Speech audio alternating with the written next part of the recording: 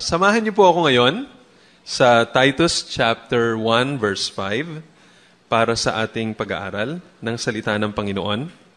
Paul's letter to Titus na makikita natin dito sa New Testament. Napakaikling letter ito, composed only of 3 chapters and less than 50 verses. At ito ang sinisiris natin ngayon, and we pray na sa ating lahat na sumusunod dito sa series na ito ay kakausapin ng Panginoon at nawa ay may gagawin siya sa ating iglesia na makakabuti para sa atin at magbibigay luwalhati sa Panginoon. So we're now looking at verse 5 pagkatapos natin ng salutation, which is found in verses 1 up to 4. At ngayon ay titingnan natin itong statement na sinabi ni Paul sa verse 5.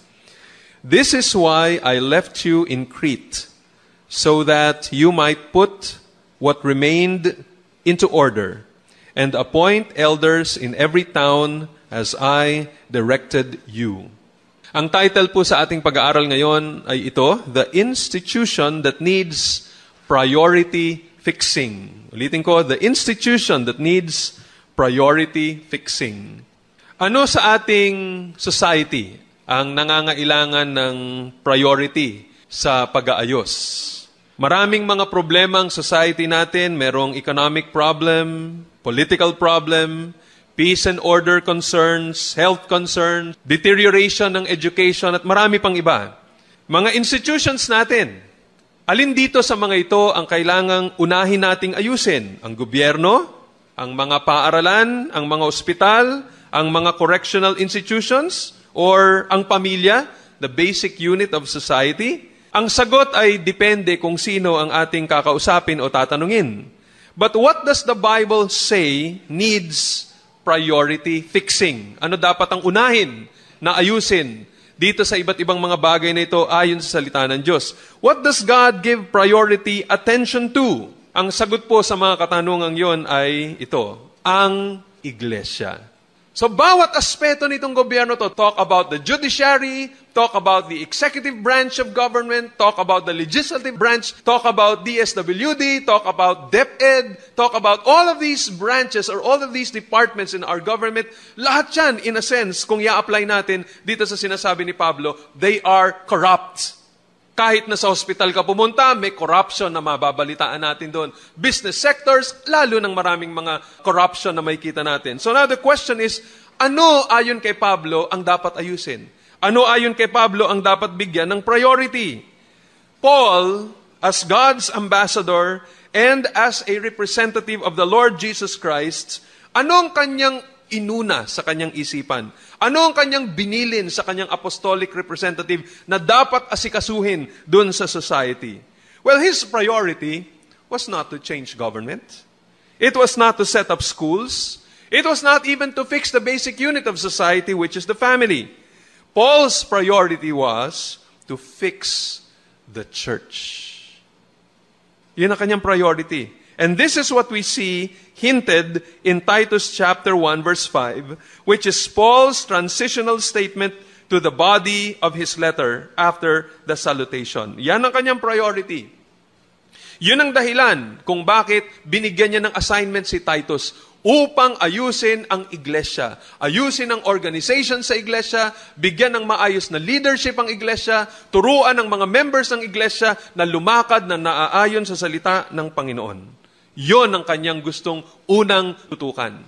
Hindi concern ni Pablo ang gobyerno. Hindi concern ni Pablo yung ibang mga bagay. Dito sa kanyang sulat, ang tinutukan niya, iglesia. Ayusin yung puso. Now, by the way, it doesn't mean that government is not important.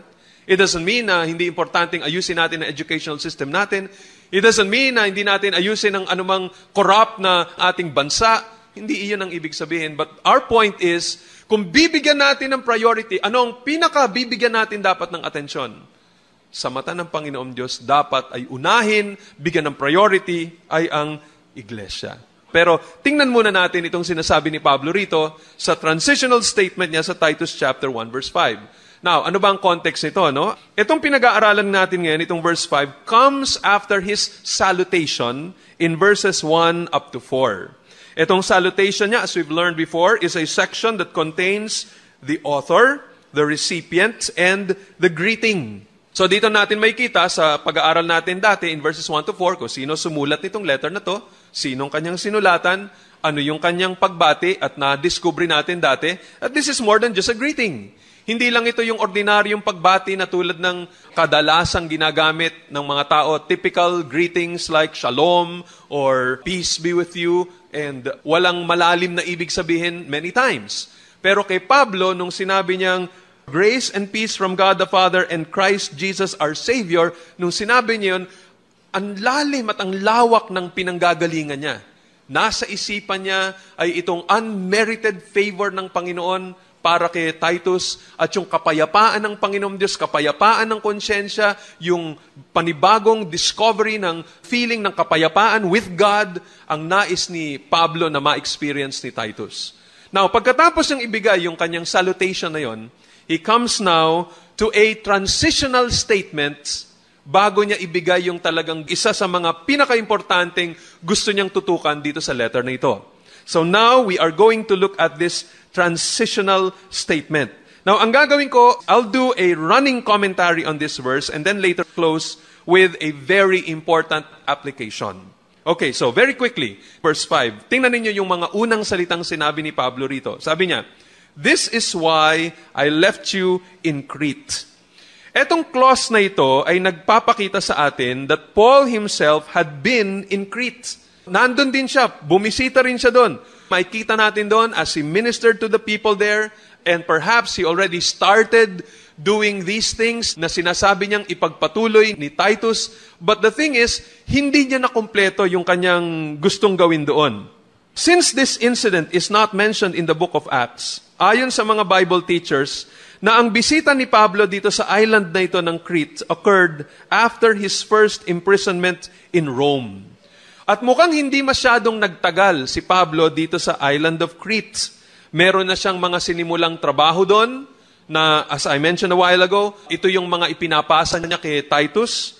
Pero mukhang kinakailangang madali siyang umalis sa lugar na yon. Maybe because of persecution, or maybe he had other responsibilities na kailangan niyang tutukan at that particular point. And so he felt, Titus, kaya mo naman itong mga responsibilidad na ito, ipauubaya ko muna sa iyo, ikaw na magpatuloy na ito, ikaw ang gumawa nito.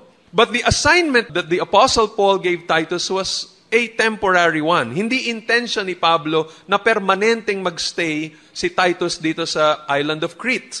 Ito ay makikita natin dito sa word na ito na nakalagay rito, I left you in Crete. Yung salitang left doon, yung verb na yon, comes from a Greek word which means to leave behind temporarily. And according to some Bible teachers, sabi nila that the task Paul gave to Titus was that of a temporary apostolic representative rather than a permanent local pastor. So, ang intention ni Paul ay hindi upang si Titus ay manatili doon na permanente bilang pastor at hindi ka na aalis dyan ka na lang. Talagang hanggang bumalik si Jesus Christ, yan ang gagawin mo dyan. Hindi. Temporary yung kanyang responsibility. He comes there as an apostolic representative. Temporary yung kanyang trabaho, pero pag na-set up na niya yun, ang gusto ni Pablo, bumalik ka sa akin, magsama ulit tayo at meron tayong iba pang dapat gawin. Now, the question is this. Anong dahilan o ano ang mga dahilan kung bakit iniwan ni Pablo si Titus dito sa island of Crete? Well, Paul mentions two reasons for leaving Titus in Crete. First is a general reason and the second is a more specific reason. Tingnan niyo yung unang general reason niya dito sa verse 5. This is why I left you in Crete. First general reason, sabi niya, so that you might put what remained into order. Now, ikalawa is more specific. Sabi niya, and appoint elders in every town as I directed you. So, may kita natin dalawa. First general, second is specific. Now, tingnan natin yung unang reason niya, bakit niya iniiwan si Titus sa island of Crete. So, the first is, ito yung unang responsibility, and Paul uses general terms, sabi niya, to put what remained into order. No? Na ayusin mo yung mga natitira, yung mga iniwan ko sa iyo na hindi pa kumpleto, hindi pa maayos, gusto ko ayusin mo yun, gusto ko tapusin mo yun. The verb put into order comes from a Greek word which is comprised of two prepositions attached to the Greek word orthoo. So, yung Greek word na pinagmulan nitong mga salitang to put into order, very interesting. Now, siguro, para sa atin, kung babasahin lang natin ito, parang, what's so interesting about that? Well, the Greek word orthoo, dito natin nakukuha yung salitang orthos, where we derive orthodontist, for example, who is a specialist who straightens and aligns crooked teeth. In ancient times, the term was used of setting broken bones and straightening bent limbs, a function of the medical specialty that today we call orthopedics. So makita nyo, no? Yung Greek pala na pinagmulan nitong orthopedics or orthodontist na mayroong koneksyon sa pagtutuwid ng isang bagay na nabali o nabaluktot. Yun din ang ginamit ni Pablo na salita nung sinabi niyang to put into order. Merong mga bagay na baluktot, na tabingi, na bali, kung baga, patungkol sa buhay ng mga iglesia dito sa Crete na dapat ayusin ni Titus. Yun ang sinasabi ni Pablo kay Titus. Sabi niya, Titus, ayusin mo itong mga bagay na liko. Hindi na ito ayon sa standard ng salita ng Panginoon. Ito ang matuwid na ruler ng salita ng Panginoon. Pero kung ito ay dinikit mo dito sa gawain ng mga taga-Crete, na ang description nga, they are liars, they are lazy gluttons, they are like beasts, etc. Tabinging-tabingi na, likong-liko na lihis na sila sa diretso at matuwid na daan. Kaya si Titus ang binigyan nitong mabigat na responsibility na ayusin nyo. Now the question is, ano kaya itong mga ito? Because in Titus chapter 1 verse 5, hindi natin makikita in general, kasi general terms lang yung ginamit ni Pablo, you don't know, ano bang mga specifics nitong mga bagay na dapat asikasuhin, dapat i-straighten out? What are they?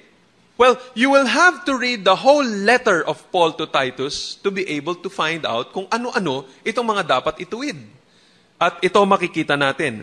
There are about 4 things na makikita natin, at least, na dapat i-straighten out dito sa mga iglesia na makikita natin dito sa Crete. Now, why do I always say mga iglesia? Well, because Crete celebrated at some point in their history what yung tinatawag na 100 cities. At another time, sabi ng ibang mga secular writers, they had 90 cities. Napakaliit na isla, pero napakaraming mga towns o napakaraming mga cities. And posible na sa bawat syudad na naroroon, merong na-establish na iglesia. So sabihin na lang natin, from 90 up to 100 yung mga iglesia na naitayo doon, so napakarami. At dapat asikasuhin doon. So dito sa mga churches na ito, generally, maraming mga problema.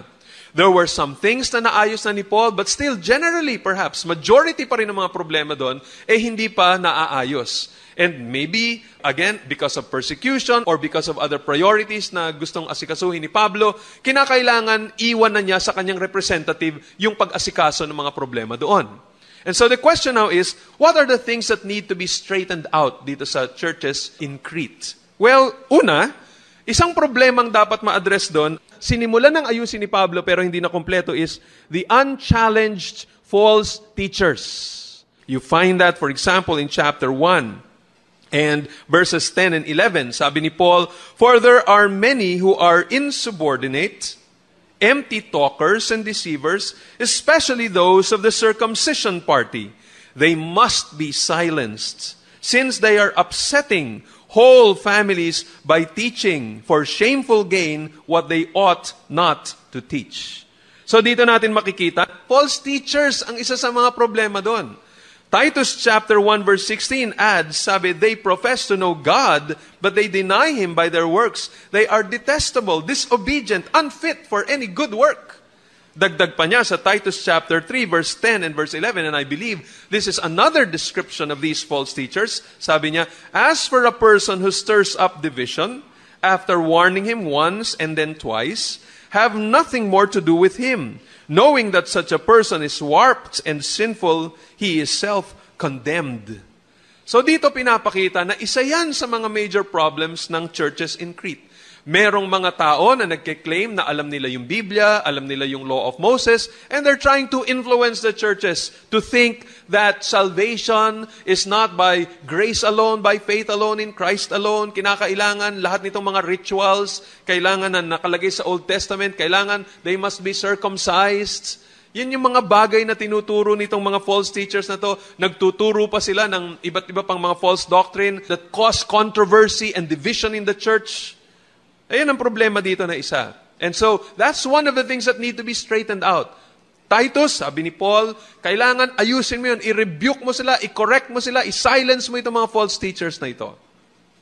Another thing that needs to be straightened out is not just false teachers, but false doctrines or false teaching. Sabi ng Titus chapter 3 verse 9, but avoid foolish controversies, genealogies, dissensions, and quarrels about the law, for they are unprofitable and worthless. Merong ibang mga tao na mali ang paggamit nila ng Old Testament. Biblia nga yung hawak nila, pero the way they explain it, the way they introduce it to others, imbis na makaliwanag, nagkakagulo, nagkakaroon ng division. It does not focus on righteousness, joy, and peace in the Holy Spirit. It focuses on genealogies, and so that produces divisions. So, yun yung isa sa mga problema. False doctrines. One of the false doctrines that was introduced, I believe, in the churches of Crete ay ito. There were those who thought that good works has no place in the Christian life. O, gano'n naman pala eh. Kung ikaw naman pala ay naliligtas by grace alone, by faith alone, apart from good works, in Christ alone, wala nang lugar yung good works. Kahit walang nakikitang good works sa'yo, sigurado pag namatay ka, mapupunta ka na ng langit. Anyway, mabait naman ang Panginoon Diyos. God is a God of love. That is a misunderstanding of the gospel and a misunderstanding of the doctrine of grace. Bakit? Well, because Paul said in Titus chapter 2, verses 11 and 12, ito daw ibig sabihin ng grasya. Sabi niya, for the grace of God has appeared, bringing salvation to all people. Okay, klaro yun. Intindi ng lahat yun. Na ang salvation, ang grasya ng Diyos ay nagdadala ng kaligtasan sa lahat ng tao. Pero wag mo kalimutan yung susunod, yung verse 12. Training us to renounce ungodliness and worldly passions, and to live self-controlled, upright, and godly lives in the present age. Bakit kailangang sabihin ni Pablo yon? Well, the reason why Paul is talking about it ay dahil malamang yun ang intindi nitong mga Christians na ito na impluwensyahan at naapektuhan sila ng society na punong-puno ng mga tao na nagsisinungaling, they are liars, they are evil brutes, they are beasts, they are lazy gluttons. And because of that, naapektuhan sila at yung doktrina nila ay naapektuhan din. Nakala nila, hindi, wala na siguro kahit naman anong buhay ang isabuhay natin dito sa mundong ito, mapupunta pa rin tayo ng langit. Diba? The Bible says that God is a God of grace. Sabi ni Pablo, mali kayo doon.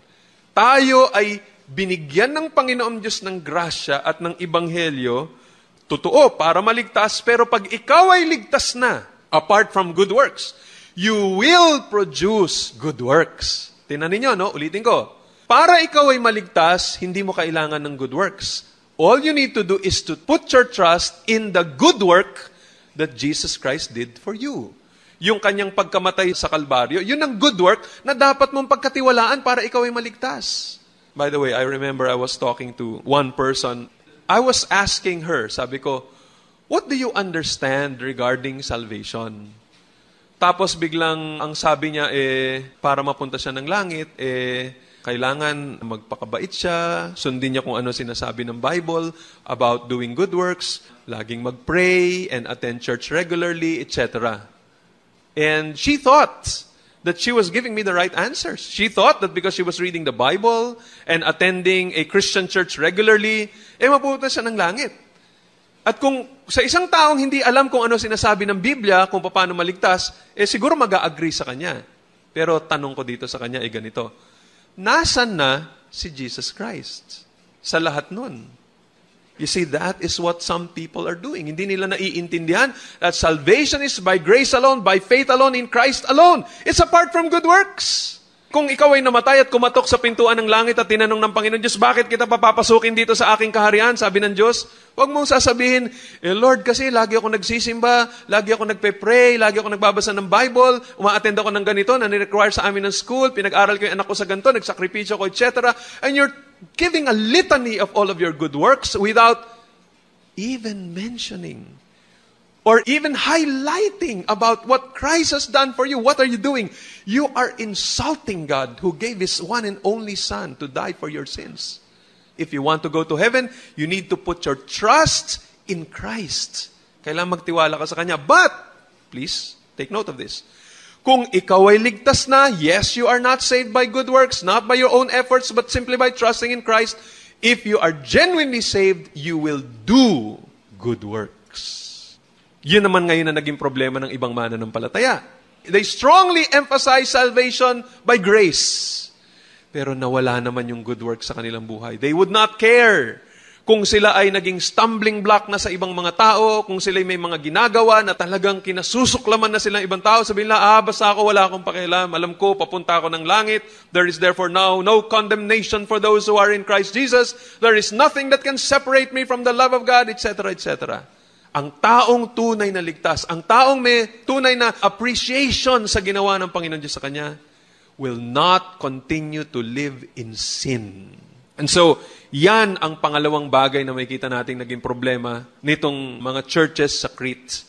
A third thing, ikatlong dapat straighten out sa mga churches in Crete is wrong practice or wrong living, maling buhay. This is the reason why Paul had to keep on reminding them of good works. Sabi niya sa Titus chapter 3 verse 1, remind them to be submissive to rulers and authorities, to be obedient, to be ready for every good work. Remind them. Nasabihan na sila, nakalimutan nila, kailangang ipaalala sa kanila. Hindi ba nagbago ng turo si Pablo? Dati, nung siya ay nag-minister sa kanila, tinuro na niya yon that when you're saved, you are saved for good works. You're not saved by good works. You're saved by the good work of Christ alone, but when you're saved, you are saved for good works. You will continue to do good works. At kasama sa good work doon is respecting and submitting to civil authorities. Ang daming mga Christians ngayon that when they talk about the president, may kita natin, walang respeto. Walang pinagkaiba sa mga unbelievers sa kalye na galit sa presidente ngayon. And the Bible says that should not be. Tayong mga Kristiyano, we should be different. Dapat pag narinig tayo ng mga unbelievers and we talk about our authorities, masesense nila. We may disagree with policies, we may strongly disagree with some of decisions, pero the way we talk about still with respect. Kung meron pa ring batas na dapat gawin at ito ay isang ayon sa Constitution, kahit na labag siguro sa ating puso tungkol sa pagbabayad ng certain amount of taxes or whatever, we still submit. Iba tayo. Yun ang sinasabi ni Pablo dito. At yun ang naging wrong practice that needed to be straightened out. Kailangan ayusin natin ito. Mali yung inyong mga buhay. Titus chapter 3 verse 8, sabi ni Paul, the saying is trustworthy and I want you to insist on these things so that those who have believed in God may be careful to devote themselves to good works. These things are excellent and profitable for people. Notice that, sabi niya, I want you to insist on these things. This was no longer insisted in the churches of Crete. Hindi na dinidiin yung need for good works. And so Paul says, that's wrong. Ayusin ninyo yan. Titus chapter 3 verse 14, sabi niya, and let our people learn to devote themselves to good works so as to help cases of urgent need and not be unfruitful. Sabi niya, kailangang matutunan ito ng mga tao natin. They need to learn to live fruitful lives. Sabi niya sa Titus 2:7, show yourself in all respects to be a model of good works and in your teaching, show integrity and dignity. Titus, sinasabi ni Paul sa kanya, ayusin mo pati buhay mo. Be a model para maintindihan nila what it means to live a righteous life, a holy life. So look at the emphasis. Good works. Good works. When you go to chapter 2, makikita ninyo yung problema ng mga attitudes ng iba't ibang class sa iglesia. Yung mga old men, yung mga old women, they're all addressed. Yung younger women, yung young men, yung mga slaves. Why? This is only to highlight the fact na talagang kahit sinong tingnan mo, okay na sana kung sabihin mo, itong mga matatandang, mga babae, mga matandang lalaki, kagalang-galang. Ito lang mga batang ito na talagang napakatigas ng mga ulo. Kaya lang, hindi ganun eh. Pati matanda, kailangang ma-rebuke. Pati mga matatanda, kailangang mapagsabihan. Tingnan nyo sabi ng Titus chapter 2, older men are to be sober-minded. Siguro hindi sila ganun eh. Dignified, self-controlled, sound in faith, in love, and in steadfastness. Yung kanilang mga older men, mga DOM, dirty old men. Sabi sa kanila, they will need to be self-controlled. Older women, ano sila? Sabi dito, Likewise are to be reverent in behavior, not slanderers or slaves to much wine. Mga lasenga yung kanilang mga babae, mga chismosa, mga slanderers. Ano pa ang dapat lang gawin? They are to teach what is good and so train the young women. So mukhang ito rin ina-address dito indirectly. Young women, they did not love their husbands and so they needed to be told to love their husbands and children. To be self-controlled, pure, working at home, kind, and submissive to their own husbands, that the word of God may not be reviled. Naiinsulto, nasisira yung magandang pangalan ng Panginoon at na-dishonor ang salita ng Panginoon Diyos because these young women were not submissive to their husbands. Laging wala sa bahay, laging kung ano-ano mga ginagawa without giving attention to the needs at home. Verse 6, likewise urge the younger men to be self-controlled. You see, lahat matandang lalaki, matandang babae, batang lalaki. Pati slaves, meron dito sabi, slaves are to be submissive to their own masters in everything. They are to be well-pleasing, not argumentative, not pilfering, but showing all good faith so that in everything they may adorn the doctrine of God our Savior.